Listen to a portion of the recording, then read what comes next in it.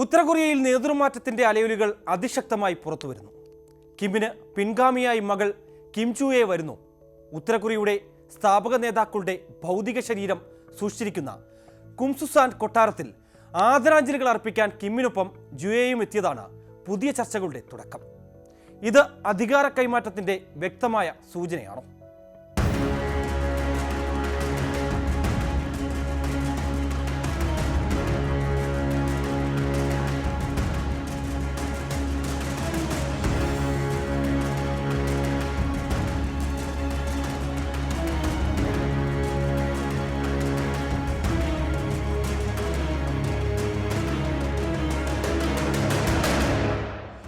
ഉത്തര Korean രാഷ്ട്രീയത്തിൽ അതീവ പ്രാധാന്യമുള്ള ഈ ചടങ്ങിൽ ജുയെ ആദ്യമായാണ് പങ്കെടുക്കുന്നത്.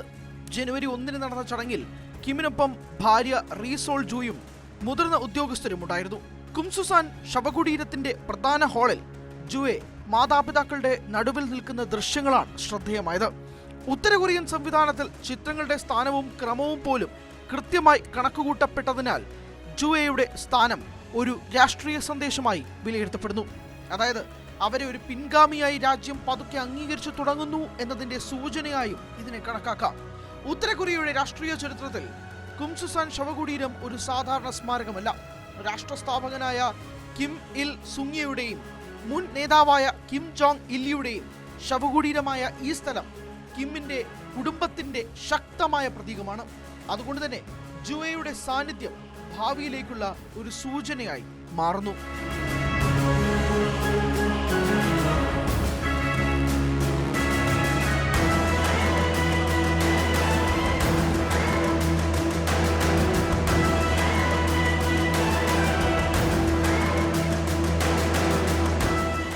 കിം ജോങ് ഉന്നിനെ പോലെ മകളെ ചുറ്റിപ്പറ്റിയും വലിയ നിഗൂഢതകളുണ്ട്. എന്തിനേറെ പറയുന്നു, കിം ജുയെ എന്ന പേര് പോലും യഥാർത്ഥമാണോ എന്ന് സ്ഥിരീകരിക്കപ്പെട്ടിട്ടില്ല. കിം ജോങ് ഉന്നിന്റെ ഭാര്യ റീ സോൾ ജുവിന്റെയും 3 മക്കളിൽ രണ്ടാമത്തെ ആളാണ് കിം ജുയെ. പേര് മാത്രമല്ല, അവളുടെ പ്രായവും ഇന്നും അജ്ഞാതമാണ്. എങ്കിലും 2010 തുടക്കത്തിലാണ് ജുയെ ജനിച്ചതെന്നാണ് കരുതുന്നത്. കിമ്മിന്റെ 3 മക്കളിൽ രണ്ടാമത്തെയാൾ. കിമ്മിന്റെ മക്കളിൽ പൊതുമധ്യത്തിൽ ഒരേ ഒരാളും ജുയെയാണ്. ഏതെങ്കിലും സ്കൂളുകളിലോ മറ്റേതെങ്കിലും വിദ്യാഭ്യാസ സ്ഥാപനങ്ങളിലോ ജുയെ പഠിച്ചതിന് യാതൊരു സ്ഥിരീകരണവുമില്ല. 2022 നവംബറിൽ ഒരു ഭൂഖണ്ഡാന്തര ബാലിസ്റ്റിക് മിസൈലിൽ പരീക്ഷണ വിക്ഷേപണം വേളയിലാണ് കിം ജോങ് ഉന്നിന്റെ മകളെ ലോകം ആദ്യമായി കണ്ടത്. അതിനുശേഷം ഒട്ടേറെ പൊതുപരിപാടികളിൽ മകൾ കിമ്മിനൊപ്പം പ്രത്യക്ഷപ്പെട്ടിട്ടുണ്ട്. ഉത്തര കൊറിയയിലെ കിം കുടുംബത്തിന്റെ ഭരണത്തെ സാധൂകരിക്കുന്ന ഏറ്റവും ശക്തമായ പ്രത്യയശാസ്ത്ര ആയുധമാണ് പെക്തു ബ്ലഡ് ലൈൻ. കൊറിയൻ ജനതയുടെ ഉത്ഭവസ്ഥാനമായി കണക്കാക്കുന്ന പുണ്യപർവ്വതമാണ് മൗണ്ട് പെക്തു. കിം ജോങ് ഉന്നിന്റെ മുത്തച്ഛനും ഉത്തര കൊറിയയുടെ സ്ഥാപകനുമായ കിം ഇൽ സുങ് ജപ്പാനെതിരെ ഗറില്ല യുദ്ധം നയിച്ചത് ഇവിടെ നിന്നാണ് ഔദ്യോഗിക ഭാഷ്യം. ഈ പർവ്വതത്തിന്റെ പേരിൽ അറിയപ്പെടുന്ന രക്തബന്ധമുള്ളവർക്ക് മാത്രമേ ഉത്തര കൊറിയയെ ഭരിക്കാൻ അവകാശമുള്ളൂവെന്ന് ഭരണകൂടം പ്രചരിപ്പിക്കുന്നു.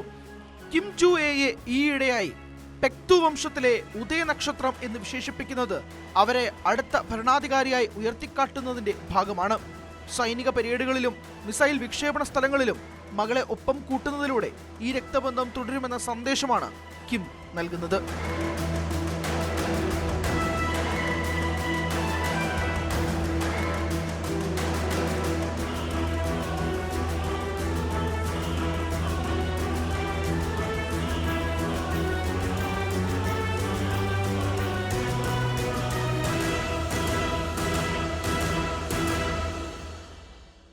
കിം ജുയെയുടെ കുംസുസാൻ സന്ദർശനം ഒരു മകൾ പിതാവിനൊപ്പം നടത്തുന്ന വെറുമൊരു സന്ദർശനമല്ല, മറിച്ച് ഉത്തര കൊറിയയുടെ അനന്തരാവകാശി തയ്യാറായിക്കൊണ്ടിരിക്കുന്നു എന്നത് പറയാതെ പറയുകയാണ് കിം.